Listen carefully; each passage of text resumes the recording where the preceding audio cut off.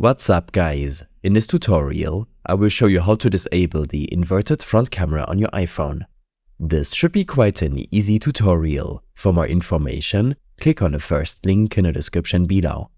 To disable the inverted front camera on your iPhone, navigate to the Settings app on your iPhone and tap on Camera. Locate the Mirror Front Camera option and toggle it off.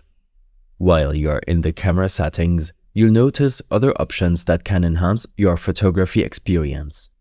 Enable the grid to help you align and compose your shots, or use lens correction to help correct distortion caused by the wide-angle lens on your iPhone.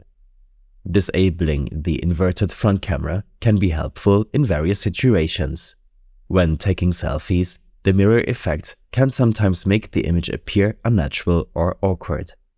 Turning off the inverted camera will display the image as it appears to others.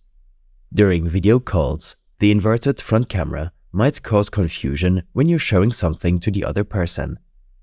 Disabling the mirror effect can provide a more accurate representation of your surroundings. If you don't see the mirror front camera option in your camera settings, make sure you're running the latest iOS version. In your iPhone settings, navigate to the General section and tap on Software Update.